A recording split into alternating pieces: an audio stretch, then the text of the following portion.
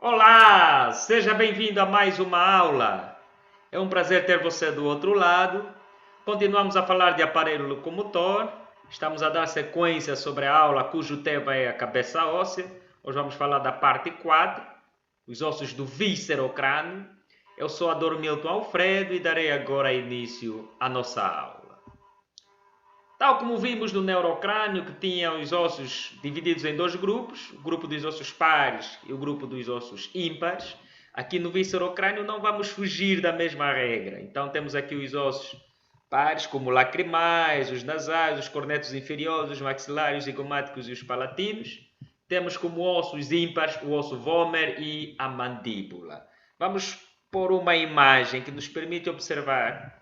Aqui não vamos ver os palatinos, mas vamos ver os outros que já foram mencionados. Temos aqui os ossos nasais, temos os ossos lacrimais, temos os ossos maxilares, temos aqui os ossos zigomáticos, temos os cornetos inferiores, o vômer e aqui temos então a mandíbula. Posteriormente vamos ver uma imagem que apresenta os ossos palatinos. Sem cor também podemos aqui observar os ossos nasais, aqui os lacrimais. Podemos ainda ver os maxilares, os zigomáticos, o vômer, os cornetos inferiores e aqui a mandíbula. Bom, seria bom que fosse só citar, já teríamos estudado então aqui os ossos do viscerocrânio. Mas agora vamos fazer um estudo individual, né? Porque alguns deles vão apresentar acidentes anatômicos importantes e que merecem ser referenciados. Começamos assim pelos ossos nasais. Podemos ver aqui os dois.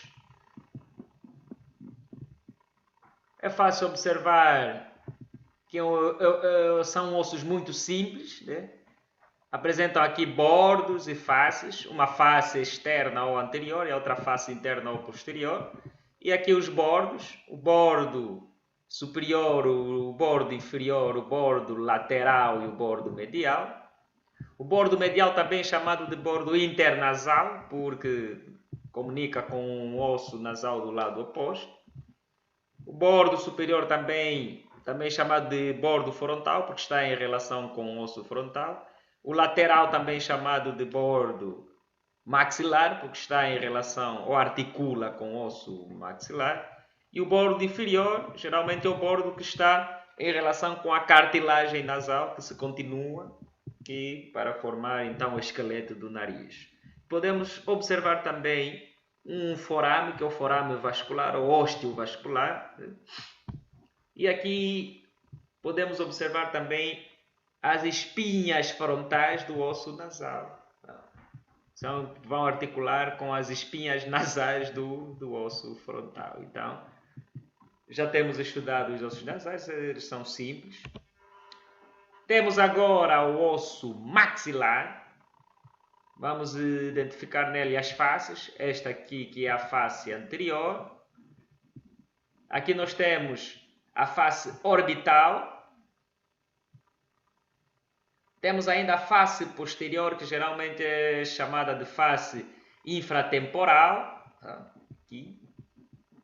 E temos também a face nasal, que esta aqui, geralmente relacionada com a cavidade nasal. Bom, além das faces, nós vamos identificar também os processos, que são outros acidentes anatômicos muito importantes. Aqui nós temos o processo frontal, que se projeta para o osso frontal. Temos o processo zigomático, que se projeta para o osso zigomático. Temos aqui os processos alveolar ou processo alveolar, que vai possuir aqui os alvéolos dentários, que são os orifícios nos quais se vão inserir os dentes. Temos também aqui as eminências alveolares e os sulcos alveolares, que são essas depressões entre as eminências.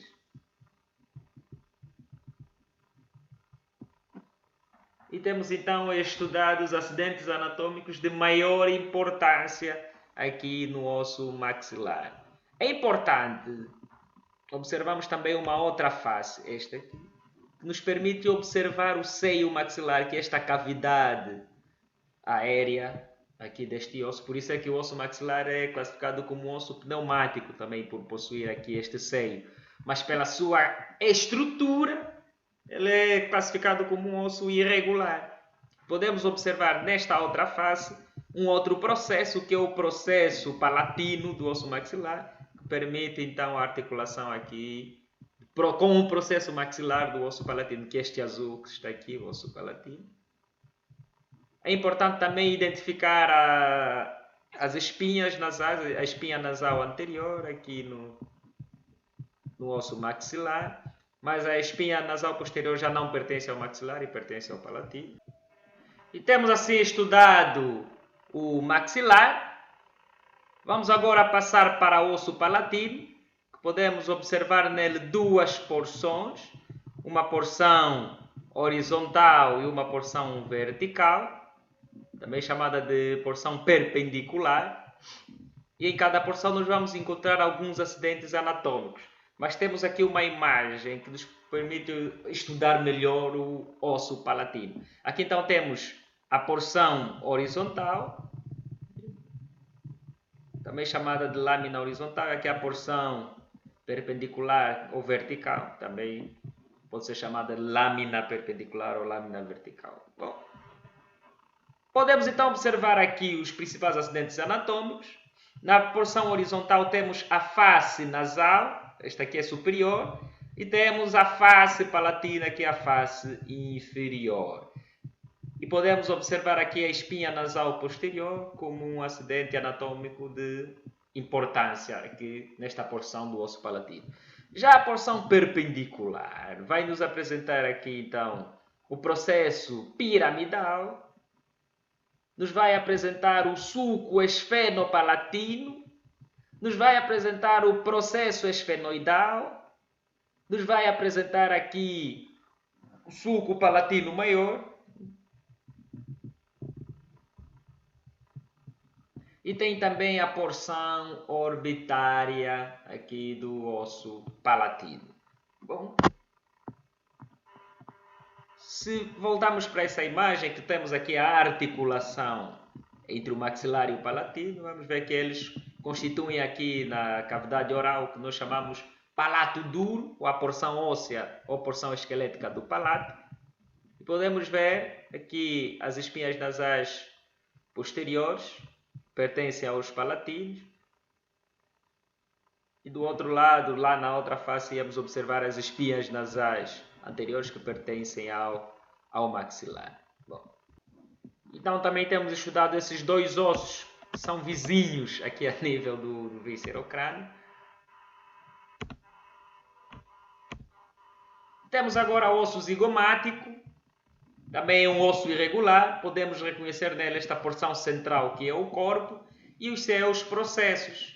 Aqui o processo frontal, temos do outro lado o processo maxilar, e aqui temos o processo temporal do osso zigomático. É importante fazer menção a este processo temporal, porque ele depois articula com o processo zigomático do osso temporal, para formar então o arco ou a arcada zigomática. Mas isso tem a próxima aula, que vamos ver a cabeça óssea em conjunto, que vamos estudar os acidentes que resultam da articulação dos ossos individuais, e vamos conseguir relembrar aqui este processo temporal do osso zigomático. Temos também aqui o forame zigomático facial. Também estudamos o osso zigomático. Podemos até reconhecer também as faces, a face lateral e aí a face orbitária. E temos agora um outro osso, que é o maior osso do viscerocrânio, que é a mandíbula, que ela é dividida em duas porções. Esta, que é o corpo, e a outra, que é o ramo da mandíbula. Bom, podemos ver que o corpo tem praticamente, ou ocupa a porção anterior do osso, e é encurvado, e é horizontal. E o ramo ocupa a posição posterior e é vertical, ok? Então, podemos reconhecer aqui as duas porções. Na transição entre o corpo e o ramo, formamos então aqui o que nós chamamos de ângulo mandibular, ou seja, o ângulo da mandíbula. Agora vamos estudar cada porção. Vamos ver aqueles acidentes que encontramos no corpo e aqueles que vamos encontrar então no ramo. No corpo nós podemos identificar duas faces, uma face externa que é anterior e outra face que é interna e é posterior, está relacionada com a cavidade oral. Vamos reconhecer ainda bordos, bordo superior e o bordo inferior. O bordo superior possui os alvéolos dentários, aonde se vão inserir então os dentes. Tem aqui também o processo alveolar, as eminências alveolares e os sulcos alveolares, tal como vimos no maxilar.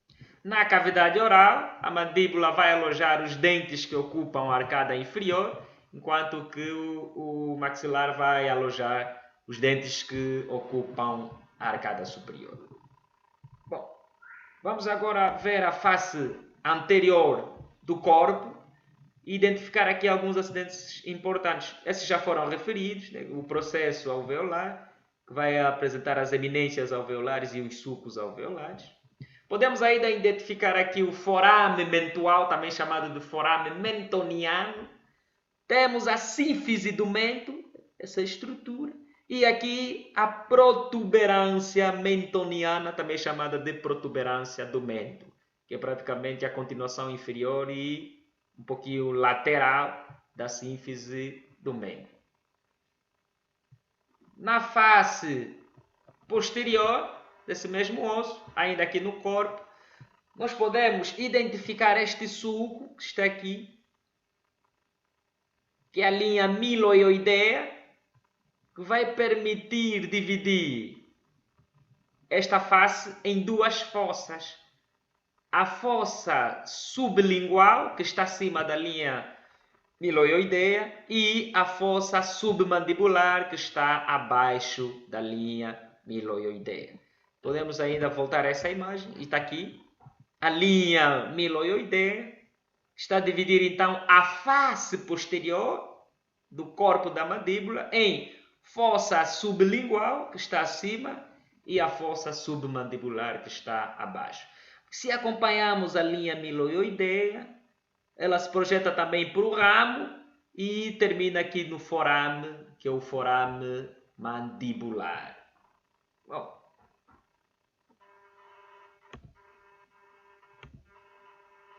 e voltamos então a essa imagem para observar também aqui o forame mandibular.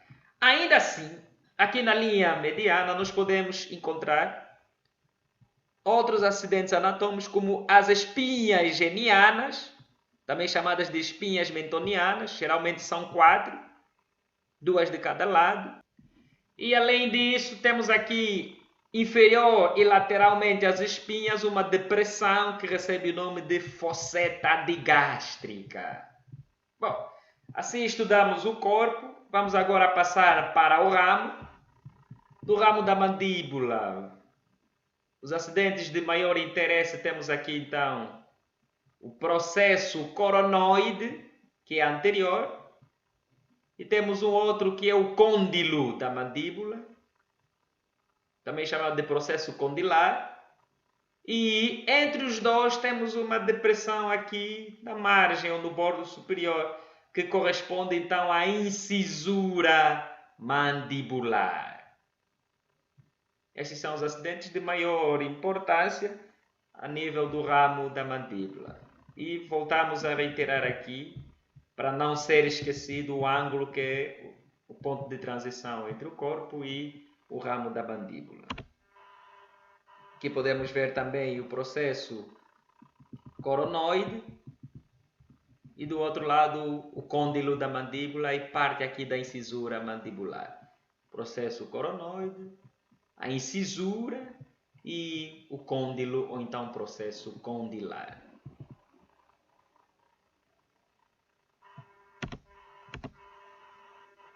Um último osso que geralmente esse osso não pertence à cabeça, que anatomicamente está localizado no pescoço, mas por convenção ele é estudado junto com os ossos da cabeça, que é o osso hioide. É o único osso que não articula com outros ossos. Esse osso está preso em ligamentos e músculos. Tá? O único osso que não tem relação com outros ossos, é um osso isolado. Né? É o osso hioide e geralmente ele apresenta o corpo, que é esta porção anterior, e apresenta dois cornos. Os cornos maiores, que ocupam a posição posterior, e os cornos menores. De cada lado temos dois cornos. Então, que faz 4 cornos num só osso, que é o osso hioide. E os cornos menores estão aqui no ponto de transição entre os cornos maiores e o corpo. Então, também assim temos estudado o osso hioide. Quando tivermos que estudar os músculos do pescoço, o osso hioide vai ser um ponto importante de referência de muitos músculos que, por causa disso, fazem parte de um grupo de músculos do pescoço, que são os músculos relacionados com o osso hioide. Os supra-hioideus e os infra-hioideus. Bom, esse vai ser um ponto muito bonito da aula. Vamos esperar daqui a mais um tempozinho, vamos lançar essa aula, que também é uma aula espetacular, super bonita e apaixonante. Então, chegamos assim ao final da nossa aula. É sempre um prazer para você que nos acompanha. Esperamos que essa aula ajude você. Estamos juntos até o próximo vídeo. Mais do que ciência, anatomia é arte.